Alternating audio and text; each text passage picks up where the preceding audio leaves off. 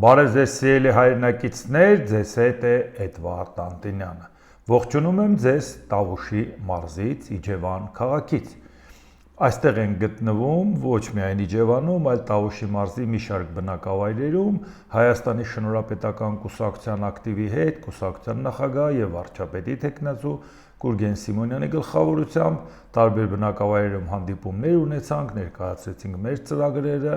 լսեցինք իրանց խնդիրները, շատ-շատերը մեզ ճանաչում էին եւ որակապես փոխվել է այդ ճանաչողության հարցը, մեզ շատ էին ասում, փորձեք մաքսիմալ ավելի շատ շփվել մարդկանց հետ, մարդիկ պատկերացում ունենան ձեր մասին, մեր շատ համակիրներ իրենք են ներկայացնում, ասում են իմացեք, հետևեք, նայեք, ուրախություն մեզ եւ ուրախություն նաեւ իրենց, շատ-շատերը իսկապես լավ ճանաչում են եւ գիտեին եւ տեղյակ էին եւ շատ ուրախ են, որ իրանց հետաքրքրում է նաեւ աշխարհակաղակական տարածաշրջանային զարգացումները, այսինքն պարփակված չեն իրենց առօրյա խնդիրներով։ Դա շատ ողջունելի է եւ շատ պարտավորեցնող մեզ համար, որ մենք անելիք ունենք։ Այն ինչ որ իրանց խոստանանք, պետք է կյանքի կոչենք։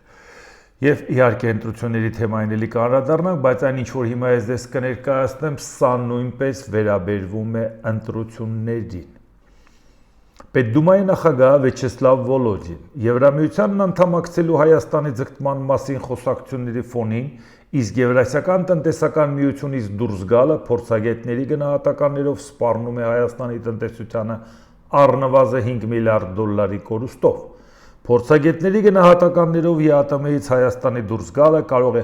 արժենալ երկրի հնայի 15-ից 20%-ի կորուստ։ Բացի իրացման հսկայական շուկա մուտք գործելուց, Հայաստանը արտոնություններ է ստացել էներգետիկայի ոլորտում, մեր երկիրը Հայաստանին գազ է վաճառում 1000 խորանարդ մետրի դիմաց 177.5 դոլարով, իհարկե չմոռանանք, որ դա սահմանի վրա, իսկ այդ տնտեսությունը, որը որ պատկանում է Ռուսաստանին, մի այդքան էլ գումար են ավելացնում, թե որքանով է դա հիմնավորված, խիստ կասկածելի է։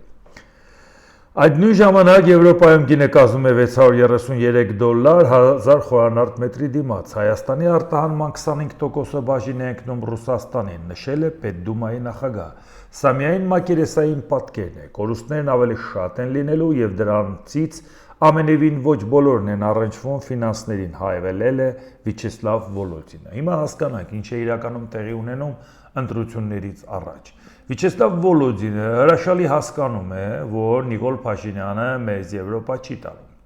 Հրաշալի հասկանում է, որ Նիկոլ Փաշինյանը այնպիսի հավատարմության երթում է տվել Վլադիմիր Պուտինին, որ Հայաստանում չկա որևէ գործիչ, աշխարհի ամենառուսամետ գործիչ, որը ավելի հավատարիմ կսպասարկի Վլադիմիր Վլադիմիրիչի շահերը, քան Նիկոլ Փաշինյանը։ Ինչ իմաստ ունի որևէ մեկին գտնել, այն ինքը գտնված է։ Բայց այդ դեպքում վերջից անգամ նաև Ռուսաստանում հանդիպման արդյունքում հերթական անգամ հաստատելով հավատարմության երթումը, որպեսզի ռուսամետ գործիչները որևէ շանս չունենան Ռուսաստանից աջակցություն ստանալու, ինչի համար է ամեն օր Ռուսաստանի որևէ գործիչ ասում, եթե Հայաստանը գնա, կլինի սա, եթե Հայաստանը գնա, կլինի սա, Հայաստանը չի գնում, ինչի եք խառնվել իրար։ Դուք ուզում եք, որ լինի Նիկոլ Փաշինյանը, Նիկոլ Փաշինյանն էլ ուզում է, որ ինքը լինի։ Բա ումից եք անհանգստացած, չեք հավատում, որ Նիկոլ Փաշինյանը Հայաստանը Եվրոպա չի տանում, դուք հրաշալի գիտեք, որ չի տանում։ Այսինքն սա արվում է մեր դեմ, որ ժողովուրդ ջան, հանկարծ նման որոշում չկայացնեք, ընտրություն կատարեք Նիկոլ Փաշինյանի եւ ռուսամետ ուժերի միջև, այսինքն իրենք անուղղակիորեն հասարակության վրա փորձում են ճնշում գործադրել, որ հասկացեք, որ եթե դուք որոշում կայացնեք Եվրամիությանը անդամակցության որևէ ձևով, դուք խնդիր կունենաք Ռուսաստանի հետ։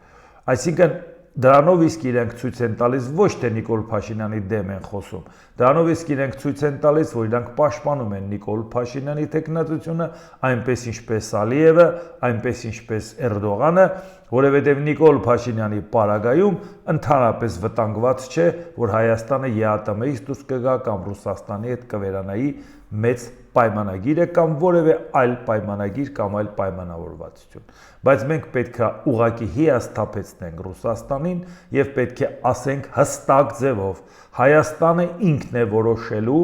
իր ճակատագիրը Հայաստանը ինքնուրույն պետություն է, ինքնիշխան պետություն է, եթե մեր իշխանություններն ասում են, որ զոհերի ավերածությունների գնով վերջապես ինքնիշխանություն ենք ստացել, բայց այդ դեպքում ինչու պետք է մենք վախենանք, որ Ռուսաստանը կարող է մեզ ճնշել։ Որովհետև եթե մենք խոսում ենք Եվրամիության հետ անդամակցության մասին, մենք հրաշալի գիտենք, որ դա կազմվում է անհատական պայմանագիր, ճանապարհային քարտեզ, համաձայնագիր, որոշում ես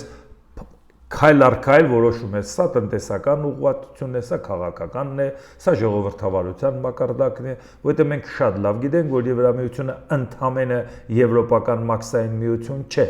այլապես Թուրքիան այդ եվրոպական մաքսային միության անդամ է, բայց ինչու է իրան կոտորում, որպեսզի դառնա Եվրամիության անդամ, եւ իրան ասում են, որ դու այդ մակարդակը չես ապահովում։ Այսինքն սա նշանակում է, որ նրանք ասում են տնտեսական միության հետ այս կամ այն կերպ կարող ես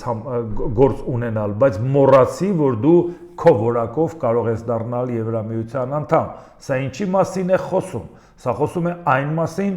որ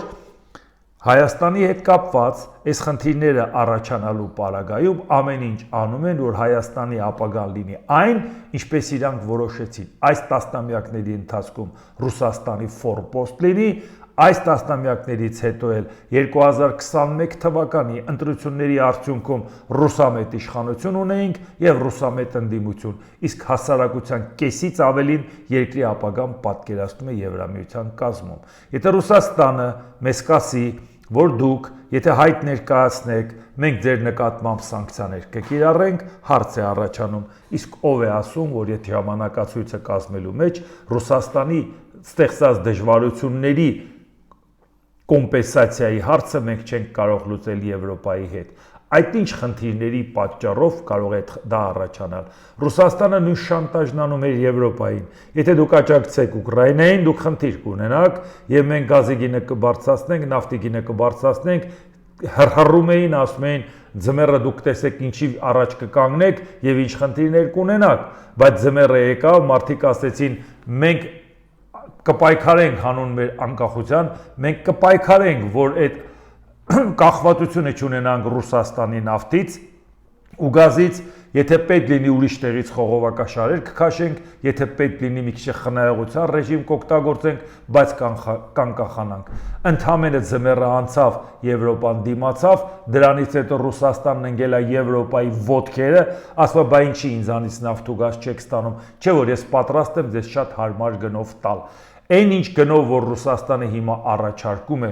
Եվրոպան կարող է վերցնել շատ էժան գնով, բայց նույնիսկ այդ պարագայում ասում եմ, ես չեմ ուզում կախվածության մեջ լինեմ, որովհետև դու ցանկանում ես այդ տնտեսական գործարքը օգտագործել որպես քաղաքական լծակ մեր դեմ։ Այդ իսկ պատճառով Եվրոպան հրաշալի գիտի, թե ինչ է նշանակում Ռուսաստանից կախվածություն։ Եվ առաջի իսկ քայլերը իրանք ասում են, մենք ամեն ինչ կանենք, որ կարողանանք չեզոքացնել Ռուսաստանի վտանգը։ Դուք այդ մասին լսել եք տասնյակ պաշտոնյաներից, Եվրոպայի բարձրագույն պաշտոնյաներից, գումարած նաև ազդեցիկ պետության ղեկավարներից, որտեղ նրանք հասկանում են, որ ինչ է իրանից ներկայացնում Ռուսաստանը, նրանք ամեն օր Ռուսաստանի դեմ պայքարում են եւ ուղիղ եւ միջնորդավորված Ուկրաինայի միջոցով։ Այսինքն սա խոսում է այն մասին, որ մենք հստակ պետք է ցույց տանք, որ ի վերջո մենք պատրաստ ենք որպես պետություն քայլ անել եւ այդ քայլի հետ կապված Ռուսաստանին ասել. դու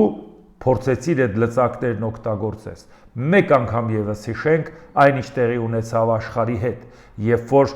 Յոմ Կիպուրի պատերազմի ժամանակ 1973 թվականին հոկտեմբերի 6-ին, այսինքն Այեղ դատաստանի կրոնական տոնի ժամանակ, հրեական հիմնական տոնի, եւ որոշեց Իսրայելը ներողություն, Եգիպտոսը եւ Սիրիան հարձակվեն Իսրայելի վրա, այդ ժամանակ նրանք հանկարծակի հարձակման ժամանակ հույս ունեին, որ նախաձեռնությամբ հաջողություններ ունենա։ Այո, ունեցան, Իսրայելը զոհեր ունեցավ, շատ ունեցավ, Ամերիկայի Միացյալ Նահանգները աջակցության եկան, եւ 3000 զոհը դա լուրջ թիվ է Իսրայելի համար, եւ այդ ժամանակ, երբ որ Ամերիկայի Միացյալ Նահանգները աջակցություն ցուցաբերեց եւ Իսրայելը անցնում էր հակահարձակման, արաբական երկրները, արաբական OPEC-ը, այսպես ասած, արդյունահանող երկրները որոշեցին սանկցիաներ կիրառեն եւ էմբարգո սահմանեցին նավթային այն երկրների վրա,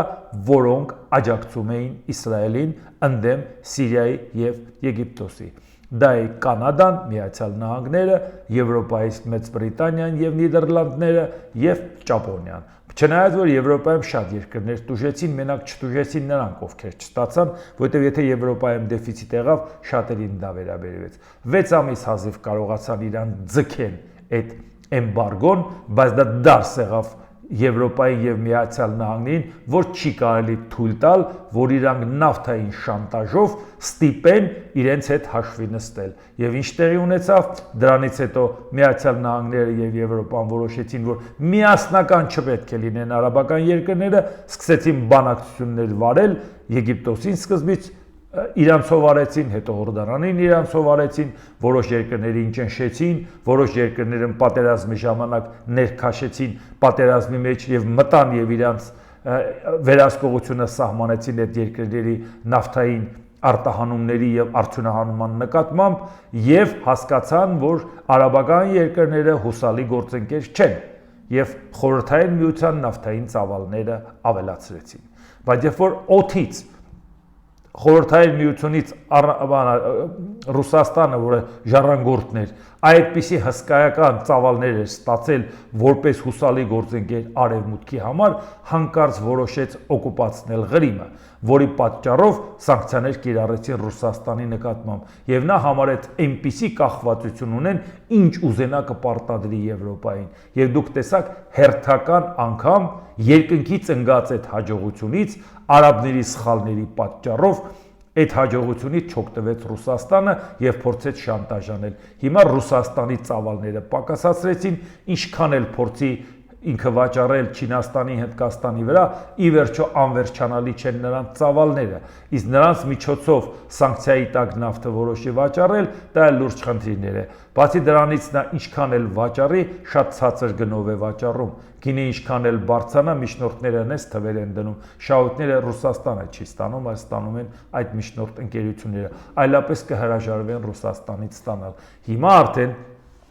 նորից շրջվեցին դեպի արաբական երկրներ, բայց ամեն ինչ արեցին, որ միասնական չլինի։ Հետո էլ Ամերիկան վերցրեց Վենեսուելայի վերահսկողությունը։ Սա ասում եմ այն բանի համար, որ բոլորն էլ պայքարում են իրանց անկախության համար։ Մենք էլ պետք է Եվրոպային ասենք, դուք հրաշալի գիտեք, դուք այդ դաժան ձևով դրա մեջով անցել եք, պատրաստ ենք անցնել, եթե դուք մեզ այդ հարցում կօգնեք։ Եթե Եվրոպան այդ հարցում պատրաստ է օգնել, դա նշանակում է նրանց համար այս թվերը ոչինչ չարժեն, նրանք մեծ հնարավորություններ ունեն։ 5-րդ տարին է Ուկրաինան պատերազմում է, Եվրոպան էլ ֆինանսավորում է։ Ուկրաինան, որը իր տարածքը 603,000 քառակուսի կիլոմետր է, նաև օկուպացված տարածքը հետ է միասին, դա մաքուր եվրոպական պետություն է, ամենամեծ տարածքով եվրոպական։ Նույնիսկ օկուպացված տարածքներն է, եթե հանենք, էլի ամենամեծ տարածք ունեցող երկիրն է։ Ուկրաինան, որը ուներ 40 միլիոն բնակիչ, պարզ է պատերազմի արդյունքում բավական լուրջ արտահոսք է եղել, բարտիկ տեղահանվել են, բայց միևնույն է նույնիսկ այդ դեպքում նա 10 անգամ Հայաստանից բնակչությունից մեծ բնակչություն ունի այսօրվա վիճակով։ Կարողանում են պահել պատերազմի ժամանակ Ուկրաինային։ Այո, կարողանում են։ Կարողանում են պահել անգամ այն ժամանակ, երբ որ Ամերիկայի Միացյալ Նահանգները չի ֆինանսավորում։ Այո, կարողանում են։ Եվրոպան վճարում է Ամերիկային, առնում է զենք տալիս Ուկրաինային։ Այսինքն, այս պարագայում դուք ուզում եք ասեք, ցանկանան Հայաստանին աջակցել, նրանք չեն կարողանա, կկարողանան եւ կցանկանան այդպիսի լուրջ ռազմավարական դիրք ունենալով Թուրքիա, Ադրբեջան, այդ կապը լինի Եվրոպայի վերահսկողության ներքո։ Այդ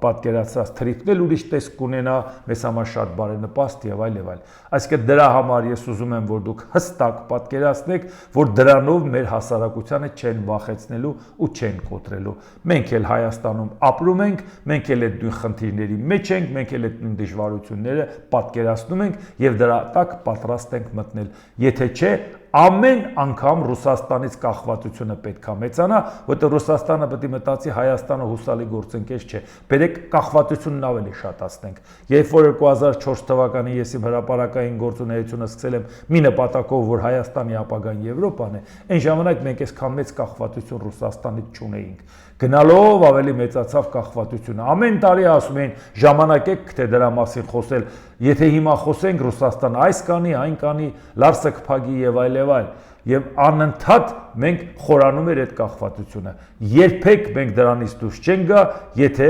քաղաքական որոշում չկայացնենք։ Այնպես որ այդ ամեն ինչի բեռն ու ծանրաբեռնվածությունը ընկնելու է նաև մեր ուսերին, մենք ձեզ հետ միասին դրա հետ կապված անելու ենք եւ վստահեցնում ենք մենք շատ հետեւողական ու հանգիստ քայլերով դրանից կարող ենք դուրս գալ։ Այնպես որ դա ուղղակի Ռուսաստանի կողմից քայլ է, որ Հայաստանը մնա Ռուսաստանի ազդեցության տակ, թե իշխանությունը, թե ընդդիմությունը։ Դա եք ուզում։ 21 թվականի ընտրությունը ձեզ դաս չեղավ, դրա համար ժողովուրդ ջան, ես ուզում եմ ասեմ, որ հիմա էլի կարճ խոսենք նաև մեր հարցերը, որ անում ենք, մաքսիմալ հնարավորություններ են ինչ որ ունենում ենք, մենք անում ենք եւ օգտվելով առիթից, քանի որ սա մեր ունեցած գործիքներից մեկն է, YouTube-յան այս ալիքը, որը բավական մեծ հետևորդներ ունենք եւ պարբերաբար իրանք տարիներով հետեւել են, անկախ նայած ընտրության կմասնակցենք թե չենք մասնակցի, հիմա մասնակցում ենք, բայց այս ալիքը ընտրության համար չի եղել, ձեզ հետ շփման համար է եղել, հետո էլ անկախ իմ կարգավիճակից շարունակելու ենք։ Դրա համար այսօր այն ինչ որ ունենք, դրանով ենք մենք պայքարում։ Եթե ցանկություն կունենաք, հետևեք լայք բանա Սեղմեք լայք կոճակը, բաժանորդագրվեք Էդվարդ Տանտինյա YouTube-յան ալիքին, սեղմեք զանգակ կոճակը, գրեք մեկնաբանություններ, գրեք հարցեր, բացի դրանից եթե ցանկություն կունենաք ձեր մասնակցություն ունենաք ֆինանսական, կմտնեք նկարագրական մասում կա բոլոր հնարավոր տարբերակները, բանկային փոխանցում, կարտային փոխանցում, արագ փոխանցում, PayPal, Patreon, Իդրամ, բոլոր հնարավոր տարբերակները։ Բացի դրանից նաև շատ ավելի կարևոր է, որ դուք կապ հաստատեք Գուրգեն Սիմոնյանի գրասենյակի հետ, Գուրգեն Սիմոնյանի Facebook-յան էջում կա նաև տվյալները, օգնելու կուսակցությանը, ձեր աջակցությամբ, որովհետև բացառապես նվիրատվությունների միջոցով է հնարավոր այդ ամեն ինչ անել, դուք տեսնում եք ինչ անհավասար մրցակցության պարագայում մենք համառորեն ու հետևողականորեն մեր քայլերը առաջ ենք տանում եւ այդ պարագայում դուք կարող եք նաև օգտակար լինել, իհարկե եթե մարդիկ Հայաստանի քաղաքացի չեն կարող նվիրատվություն անել, օրենքը դա արգելում է, դրա համար եթե նրանք Հայաստանի քաղաքացի չեն, կարող են խնդրել Հայաստանի քաղաքացի իրենց բարեկամի կամ ընկերոջ կամ մտերիմին, որը այդ նվիրատվությունը կատարի իր անունից, եւ եթե այլ տարբերակ Հայաստանի քաղաքացի չեն, ես դրա համար նշեցի եւ հասարակական կազմակերպության բանկային փոխանցումը եւ կայքի հետ կապված, որովհետև մենք էլի օրենք չենք խախտի, այդ եկած միջոցները չենք տեղափոխի կուսակցություն, որովհետև դա ակնհայտ կերև է, որովհետև դա լրիվ օրինական փոխանցումներ է, բայց պատկերացնում եք, որ այն աշխատանքը, որը անում է հասարակական կազմակերպությունը եւ այն աշխատանքը, որը անում է կայքը, մենք կգտնենք տարբերակներ, առանց խախտելու, աջակցել այն ծրագրերին, որը մենք անում ենք։ Եվ առավել եւս որ դուք տեսնում եք, որ ինչպիսի դաժան պայքար է գնում, այն հիմնական ուժերի մեջ, որոնք պայքարում են, բայց ավելի շատ դաժան պայքարում են ինչ որ ուժեր, որոնք կարծում են, որ իրանք շանս ունեն խորհրդարան մտնելու, ու եթե մենք մտնենք, իրանց շանսն է փակվում, դրա համար հիստերիկ ձևով տարբեր մարդկանց միջոցով հարձակվում են կուսակցության վրա, տարբեր կարծիքներ, քննադատություններ, հեքիաթներ պատմում եւ այլ եւ այլ։ Սկզբից որոշում ենք մենք արձագանքենք, հետո հասկացանք նույնիսկ իմաստ չունի։ Խոսում են թող խոսեն, դա ընդհանրապես մեզ չի հետաքրքրում, առիթ կլինի իմաստ կտեսնենք, կանրադառնանք, բայց դա արդեն նույնիսկ ծիծաղելի է, որովհետեւ տեսնում ես, թե ինչպիսի նենց իրանց կոտորելով մի մասը այ տեսեք իշխանության պատվերն է կատարում, մեկը ռուսական, անուններ են տալի եւ այլ, տեսեք սրա հետ կապ ունի, նրա հետ կապ ունի, այս կողմ են կողմ, մեկին ասի արդեն այս 100-րդ մարդն է, որը կապում է Գուրգեն Սիմոնյանի հետ, կարծում եմ մինչեւ քվեարկությունը դա կդառնա 1000, ավելի լավ է լուրջ չընդունեք։ Իսկ որոշ հրապարակային գործիչներ, երբ որ իրանց կոտորում են, որպեսզի քննադատեն Գուրգեն Սիմոնյանին, իդեմս նրա չեն տեսնում այդ ընդդիմությունը, այդ այլ ընտրանքը, իսկ իրանք ինչ են ուզում։ Եթե կա իշխանություն եւ դու իշխանությանից բացի մնացած բոլորին քննադատում ես, ուրեմն դու ուզում ես, որ լինի Նիկոլ Փաշինյանը։ Ու պետք չի հանկարծ փորձել ցույց տալ, որ չէ, մենք Նիկոլ Փաշինյանին չենք ուզում, մենք ելվում խորովում ենք Հայաստանի ապագայի համար, գտնվելով Հայաստանից դուրս։ Պետք չի ելվել խորովել, պետք է ուղղակի մտածել, եթե դուք Հայաստանում այլ ընտրանք չեք տեսնում, բացի Նիկոլ Փաշինյանը, մենք ձեզ ընդհանրապես չենք տեսնում, ձեզ ընդհանրապես չենք ճանաչում, չենք էլ ուզում ճանաչել։ Եվ պարզապես ուզում եմ իմանալ, ես ուղղակի այսօր էլ ճանապարհ էինք գնում, հիշեցի մեր ավագ գործընկեր երջանկահիշատակ Կոնֆուցիոսի խոսքերը, որ եթե դու ատում ես, ուրեմն քեզ հաղթել են։ Եվ դրա համար ուղղակի վերջերս ենք համեմատաբար ծանոթացել Գուրգեն Սիմոնյանի հետ, նոյեմբեր ամսին անցյալ տարվա, բայց այս ընթացքում հասցրել ենք իրար հետ հազարավոր կիլոմետրեր ճանապարհ անցնել մեքենայով, հարյուրավոր կիլոմետրեր քայլել, հաց կիսել, դժվարությունների միջով անցնել, անքուն օրեր անցկացնել։ Ես չեմ պատկերացնում, հարցնում եմ, ասում եմ, լավ, ես չեմ հասկանում, էլի մի քիչ կյանքի փորձ ունեմ, բայց կարող ես բացատրել, քեզ ինչի են այդքան ատում։ Կարող է մի հատ հոդաբաş բացատրություն լինի այդ մարդկանց մոտ։ Ինչն է այտենց ատելություն առաջացնում իրանց մոտ։ Չգիտեմ, ժողովուրդ ջան, համենայն դեպս դուք կարեկցանքի կարիք ունեք։ Առիթ կլինի կփորձենք ձեզ միազատ ժամանակ կարեկցել։ Շարունակեք ձեր վայրահաճությունները։ Հիմա շարունակենք տեսնենք Հայաստանից ինչպես են արձագանքում Ռուսաստանի ասածին։ Հայաստանի փոխվարչապետ Մհեր Գրիգորյան Հայաստանը հիանալի հասկանում է Եվրամիությունում եւ Եվրասիական տնտեսական միությունում հանրապետության միաժամանակյա գտնվելու անհնարինությունը եւ երբ հասունանա նման անհրաժեշտությունը համապատասխան որոշումը կկայացվի Հայաստանի քաղաքացիների կողմից։ Այսինքն ժողովուրդ ջան, Հայաստանի քաղաքացիները այո, պետք է հանրաքվեի միջոցով ասեն, որ մենք ցանկանում ենք Հայաստանի անդամակցությունը Եվրամիությանը, բայց դիմում ներկայացնելու համար հանրաքվե պետք չի։ Պետական կառույցին անդամակցության ժամանակ են անում հանրաքվե։ Այսինքն վերջին փուլում, երբ որ արդեն պետք է որոշում կայացնես հանրաքվեով անդամակցություն, որը նաև արել է Մոլդովան, ընդամենը վերջերս տեսակ, որ այդ որոշումը կայացրեց, որովհետև ինքը արդեն ժամանակացույցը սահմանված է, որ իրանք դառնան Եվրամիության անդամ։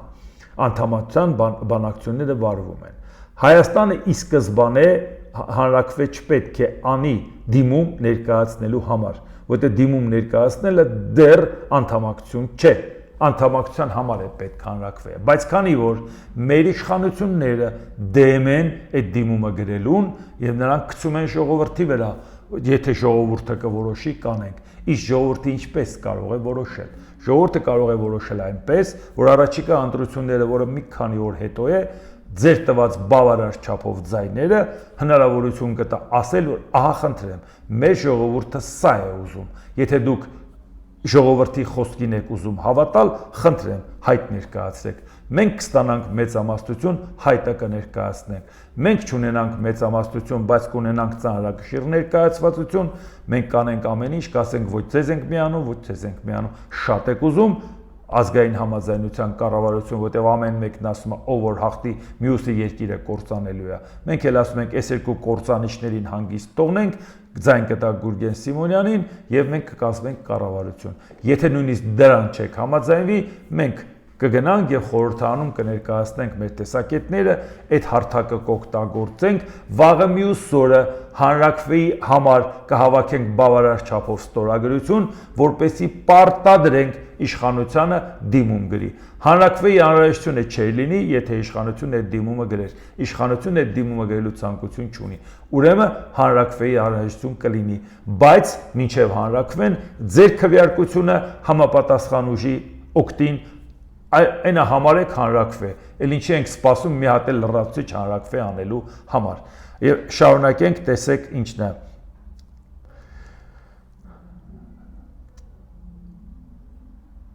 Եվ Ընդ որում այդ հարցով որոշում կկայացնի անշուշտ Հայաստանի քաղաքացիների կողմից, այժմ նման անհրաժեշտություն չկա։ Այսինքն մեր իշխանությունները ասում են Ռուսաստանին, որ անհրաժեշտություն չեն տեսնում,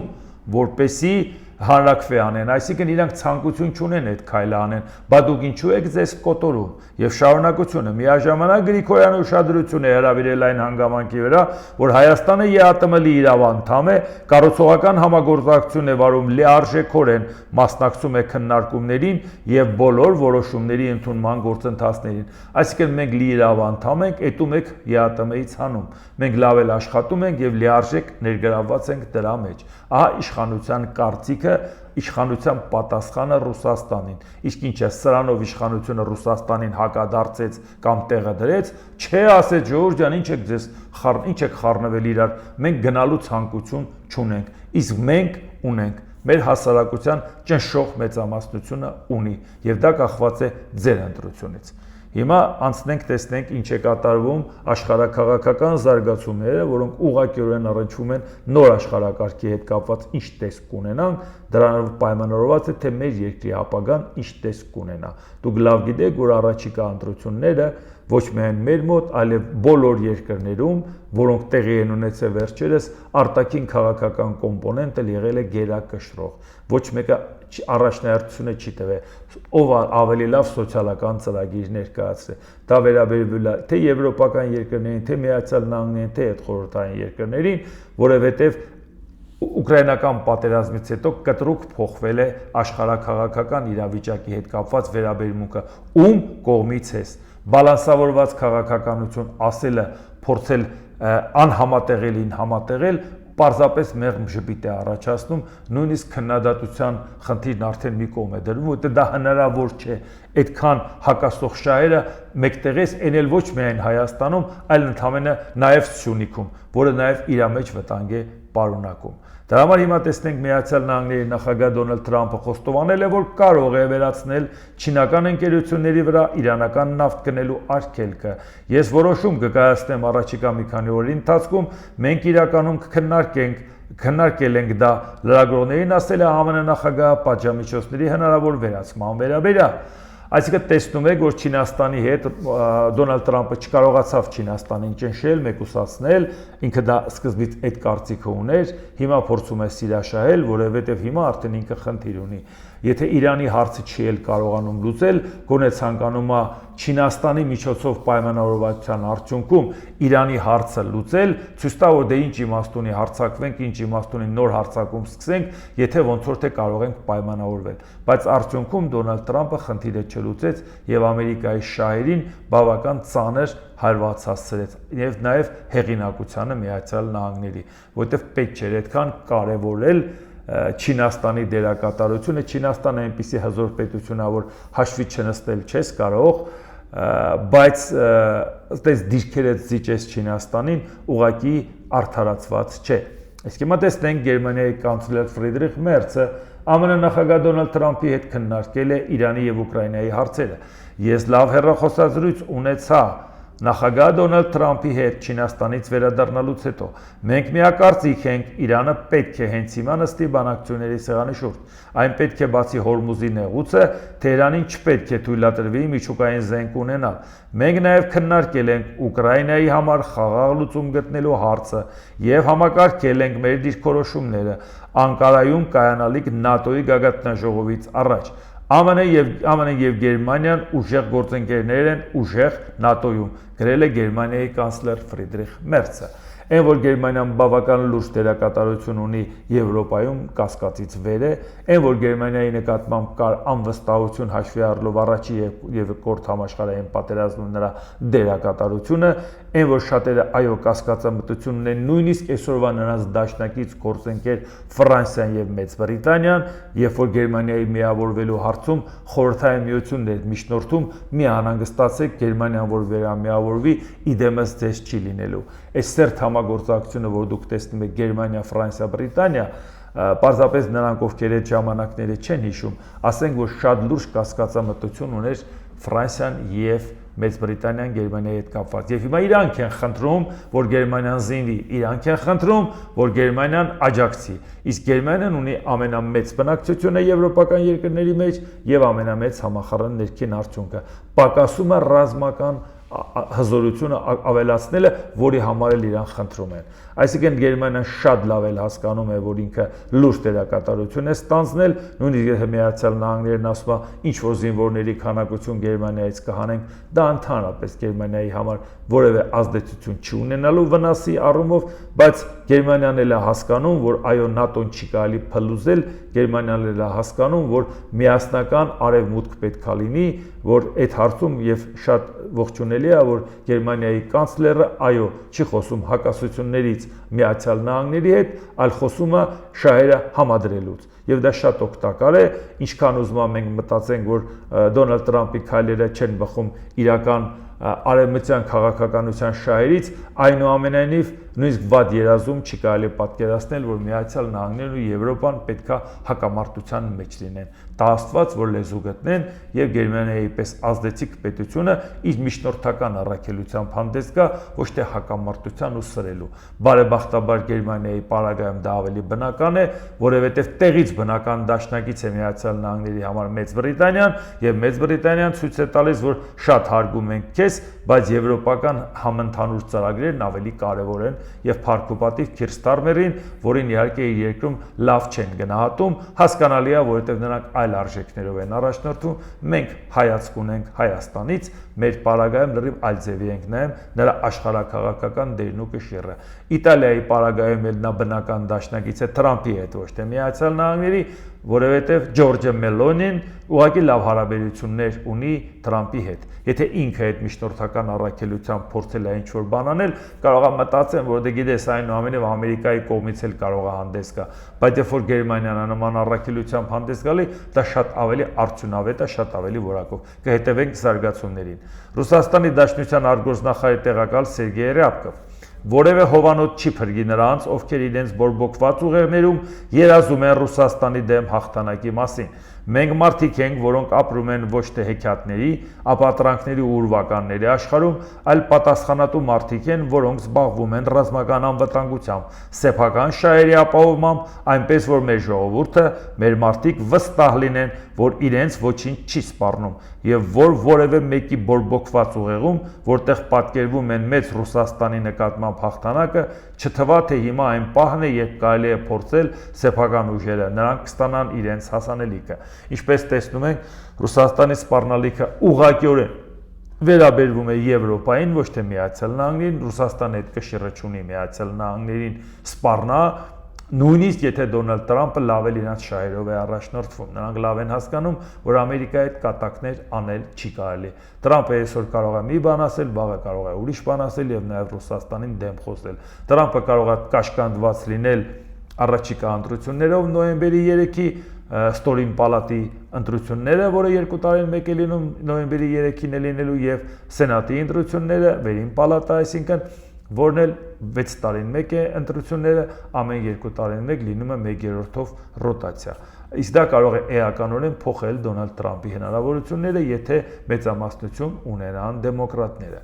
Այսինքն այս պարագայում նույնիսկ Ամերիկայի Միացյալ Նահանգների վերաբերմունքը Ռուսաստանի նկատմամբ ցանկացած պահի կարող է փոխվել։ Այդ սպառնալիքը դա Եվրոպայի հանդեպ է, բայց Եվրոպայի հետ կապված Ռուսաստանը որևէ բան անել չի կարող, ինքը այդ կշիռը չունի, բացի այդ հոխորտանքը ավել բան ուղղակի անել չի կարող։ Եվ Ինչպես տեսնում եք, ուղղակի դրանով ստիպում է, որ եվրոպական երկրները իրենց քաղաքացիներին, հարկատուներին ասել, տեսնում եք, մեզ սպառնում են ժողովուրդ ջան, եկեք զինվենք, որպեսզի կարողանանք մեր անվտանգությունը պահենք, առավել եւս ոնց որ թե հետաքաշվել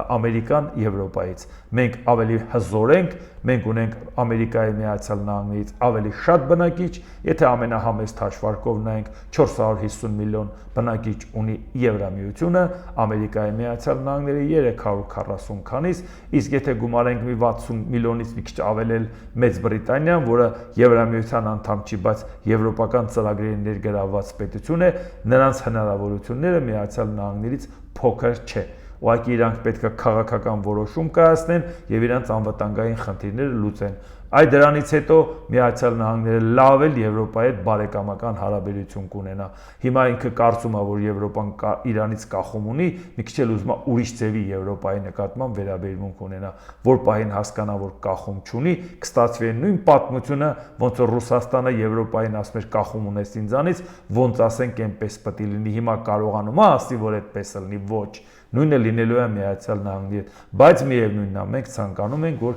Միացյալ Նահանգների հետ վերականգնվի բարեկամական հարաբերությունները։ Այնպես որ Ռուսաստանը որևէ շանս չունի առիթն օգտագործի Միացյալ Նահանգներին Իրանով անել ընդդեմ Եվրոպայի։ Ֆինլանդիայի նախագահ Ալեքսանդր Ստուբը նշել է Եվրոպայի եւ Ռուսաստանի միջև երկխոսության վերսկսման պատճառները, բայց հիմնավորումը թե պատճառը ինչից է գալիս, այնպես չի որ գնում են զիջումների։ Կա երկու պատճառ, թե ինչու իմ կարծիքով մոտենում են նման երկխոսության մեկնարկի ժամանակը Եվրոպայում։ Նախ Ուկրաինայի դիրքերը ներկայումս ուժեղ են, մինչդեռ Ռուսաստանինը թույլ։ Կարելի է ասել, որ Ուկրաինան մեծ մասամբ հաղթում է այս պատերազմում, եւ Ռուսաստանը պետք է շահագրգռված լինի երկխոսություն սկսել, ասել է Ֆինլանդիայի նախագահը։ Այսինքն ինքը չի ասում, որ այ գնանք շատ արագ Ռուսաստանի հետ հարաբերությունները կարգավորենք, ընդհակառակը ասում է Ռուսաստան դու շանս չունես հաղթելու, ավելի լավ է հասկանաս դա ժամ առաջ եւ մենք սկսենք նորմալ գործընկերային հարաբերություններ, բայց ընդունես, որ դու Ուկրաինայում հաղթել չես կարող։ Այսինքն սա ուղղակի Ռուսաստանին ասում է հասկացի, ձգելը անիմաստ է։ Այս այն Ֆինլանդիան, որը չմիացող երկրների կազմում էր, այս այն Ֆինլանդիան, որի տարածքը խորհրդային միությունը օկուպացրել էր Կարելիան, բայց այս այն Ֆինլանդիան, որ դարձավ Եվրամիության անդամ, որտեղ հասկացավ, որ Ռուսաստանի հետ պետք է խոսել ուժի դիրքերից։ Ուկրաինայի նախագահ Վոլոդիմիր Զելենսկի Ֆրանսիան աջակցում է Ուկրաինայի օդային պաշտպանության ամրապնդմանը եւ պատրաստ է աշխատել հակահրթիռային պաշտպանության ուղղությամբ։ Ինչպես միշտ ես լավ եւ տեղեկատվական զրույց ունեցա Ֆրանսիայի նախագահ Էմանուել Մակրոնի հետ։ Մենք քննարկեցինք բազմաթիվ հարցեր եւ ես շնորհակալ եմ համատեղ համակարգման համար բոլոր ոլորտներում։ Ես շնորհակալություն հայտնեցի Էմանուելին մեր քաղաքների եւ համայնքների վրա ռուսական հարձակումների սկզբունքային դատապարտման համար։ Այս հարվածները հստակ ցույց են տալիս, թե ով է Ռուսաստանը եւ ինչու մենք բոլորս պետք է ամրապնդենք մեր ընդհանուր պաշտպանությունը բոլոր սպառնալիքների դեմ։ Ֆրանսիան պատրաստ է աշխատել հրթիռային պաշտպանության ոլորտում։ Սա կարևոր որոշում է եւ կարևոր քայլ։ Մենք նաև քննարկեցինք մեր կարողությունների ամրապնդումը ռուսական հարձակումների հիման վրա հետ մղելու համար։ Շնորհակալություն մեր օդային պաշտպանությունը ամրապնդելու ձեր պատրաստակամության համար։ Մենք նաև քննարկեցինք եվրոպական ուղղությունը եւ բոլոր բանակցային կլաստերների բացումը մոտ ապագայում։ Ֆրանսիան աջակցում է Ուկրաինային եւ հասկանում է, թե որքանով կարեւոր է այս քայլը բոլոր ուկրաինացիների համար։ Ինչպես տեսնում եք, ես դա ներկայացրեցի բավական երկար միայն նրա համար, որ դուք պատկերացնեք, իսկ Ֆրանսիան մեզ համար բարեկամ պետություն չէ։ Իսկ ինչ է, եթե մենք անվտանգության խնդիր ունենանք Ֆրանսիային դիմելով, արդյոք դա չի նշանակում, որ դիմում ենք ոչ միայն Ֆրանսիային, այլև դիմում ենք այն ուժերին, որոնք հավաքվել են Ուկրաինայի անվտանգության համար, այն նախաձեռնությանը, որը բավական ճկուն ձևով աշխատում է աջակցելու Ուկրաինային։ Դրա մեջ մտնում են ոչ միայն Եվրոպայի ՆԱՏՕ-ի անդամ պետություններ, դրա մեջ մտնում են նաև պետություններ, որոնք ՆԱՏՕ-ի անդամ չեն։ Մասնավորապես Անզյուսի անդամ Ավստրալիան եւ Նոր Զելանդիան, իսկ Անզյուսը դա Միացյալ Նահանգներ, Ավստրալիա, Նոր Զելանդիա ռազմական բլոկն է, այսինքն նրանք նաեւ միանում են դրան, միանում է Ճապոնիան, Ամերիկայի բարեկամ եւ միանում է Ավստրիան, որը որ չմիացող երկիր է։ 1955 թվականից ինքը ասեց ինձ հետ գործ չունեք, երբ որ Գերմանիայի Դաշնային Հանրապետությունը դարձավ ՆԱՏՕ-ի անդամ, դրան զուգահեռ ստեղծվեց Վարշավայի պակտը ընդդեմ ՆԱՏՕ-ի եւ Ավստրիան ասեց ես Եվրամիության անդամ կլինեմ, այդ ժամանակ Եվրամիություն չէր դեռ։ Հետագայում եմ ասում, բայց չեմ միանա ռազմական որևէ բլոկի ոչ այս կողմից, ոչ այն կողմից, բայց այսօր նա աջակցում է Ուկրաինային լինելով չեզոք պետություն եւ չմոռանանք ՆԱՏՕ-ի անդամ Կանադան, որը Եվրամիության անդամ չէ։ Այդ իսկ պատճառով ես ուզում եմ ասեմ, որ այսպիսի վերաբերմունք կա, դա Հայաստանին նույնպես վերաբերվում է։ Ֆրանսիան մեծ բարեկամ պետություն, որ կարող է միջնորդական առաքելություններ ունենա մյուսների համար, իսկ Ուկրաինան, որը ռազմական բովով անցնելու ճանապարհին բավական լուրջ փորձարկումներ է արել իր տեխնիկան, ով է ասել, որ մենք չենք կարող նաև դրանից օգտվել։ Մենք ուղղակի ինքներս մեզ համար որոշել ենք, որ մեր բարեկամը Ռուսաստանն է, դե եթե մեր բարեկամը Ռուսաստանն է, Ռուսաստանի թշնամին մեր թշնամին է։ Ինչու համար դա մեր պատերազմը չէ, դա մեր սրբազան պայքարը չէ, մենք կարող ենք պահպանել ակտիվ չեզոքություն, բայց եւ միևնույն ժամանակ կարող ենք շատ լավ հարաբերություններ ունենալ թե ուղղակի Ուկրաինայի, թե միջնորդավորված։ Եթե մենք դա չենք անում, հետո ասում ենք, բա ինչու ինքը մեզ հետ լավ չի, բա իսկ ինչ ենք մենք արել, որ մեր հետ լավ լինեն։ Եթե մենք ընտրում ենք Ռուսաստանին, հետո նեղանում ենք, որ Ռուսաստանի դեմ պայքարող ամեն օր իրանց տները ավերող Ռուսաստանի դաշնակիցն ենք, փոխանակի ինքը մեզանից նեղանա, մենք ենք իրանից նեղանում, ես ասում եմ, որ մենք ունենք շանս մեր անվտանգային հարցը լուծեն։ Մի հատ դիմում Եվրամիությանը, նաև լուծում եք ռազմական հարցերը դրանով իսկ։ Այնպես որ նաև մի հատ կարճ անդրադառնանք, որ Իրանի խորհրդարանի ազգային անվտանգության հանձնաժողովի ղեկավար Էբրահիմ Ազիզին ինչ է ասում. Իրանը պատրաստ է Հորմուզի նեղուցով երթևեկությունը կարգավորելու մեխանիզմ սահմանված երթուղով եւ այն շուտով կներկայացնի։ Ազիզին նշել է, որ համաձայնագիրը օգուտ կբերի միայն առևտրային նավերին եւ Իրանի հետ գործարքներ կնքող ընկերություններին։ Իրանը վճար կգանձի այս մեխանիզմի շրջանակներում մատուցվող մասնագիտացված ծառայությունների համար։ Այսինքն Ամերիկայի Միացյալ Նահանգներին Իրանը հերթական անգամ հիշեցնում է, որ մենք մեր շահերը պաշտպանելու ենք։ Մենք չենք պատրաստվում զիջել այն ինչպիսի պայմանավորվածություններ, որ դուք ձեռք բերեք Չինաստանի հետ կլինի, որևէ մեկի հետ կլինի։ ՄԱԿ-ում Իրանի մշտական ներկայացուցիչ եւ դեսպան Ամիր Սաիդ Իրավանին ՄԱԿ-ի տնտեսական սոցիալական խորհրդի հատուկ նիստում հայտարարել է, որ Հորմուզի նեղուցում տիրող ներկա իրավիճակի եւ դրանից բխող համաշխարհային տնտեսական հետևանքների ոչ պատասխանատվությունն ընկնում է Իրանի դեմ պատերազմ սանձազերծողների եւ նրանց տարածաշրջանային գործընկերների վրա։ Ինչպես տեսնում եք, ինչքան էլ Իրանի վիճակը դժվար է, բարդ է, այնուամենայնիվ իրենք համառորեն իրենց շահերը պաշտպանում են։ Կարող է դա լավ չի, որ այդ երկիրը որպես կրոնապետություն բավական է ժողովրդի համար խնդիրներ է ստեղծում, բայց ամեն դեպքում Ամերիկայի Միացյալ Նահանգներին չհաջողվեց կոտրել Իրանին, չհաջողվեց նրանց պարտադրել իրենց ցանկությունը, չհաջողվեց միջուկային զենքի հետ կապված հարցը լուծել, Հորմուզի նեղուցի հետ կապված հարցը լուծել։ Գործնականում խաղաղությունը ոչ մի հարցի պատասխան չտվեց, բացի Իրանին դարձնել վիրավոր գազան եւ Իրանը հասկանա, որ չի կարելի վստահել Ամերիկայի Միացյալ Նահանգներին, պետք է ամեն ինչ անել դրա դեմ պայքարելու համար։ Եվ պատահական չի, որ Իրանի արտգործնախարար Աբբաս Արաղչին ասում է, Թեհրանը չի վստահում ԱՄՆ-ին եւ հետաքրքրված է Վաշինգտոնի հետ բանակցելու հարցում միայն այն դեպքում, եթե դա լուրջ է։ Այսինքն դուք հասկացաք նաև Իրանի հետ կապված, որը մենք տարածաշրջանային խաղաղությունից ենք խոսում, բայց իրական պատկերը սա է։ Այնպես որ ուշով կհետևենք աշխարհաքաղաքական ու տարածաշրջանային ներպետական զարգացումներին, մատներս կպահենք այդ զարգացումների զարկերակին։ Դե ինչ, այսօր այսքանը, դիտեք եւ դատեք ինքներդ։ Շնորհակալություն։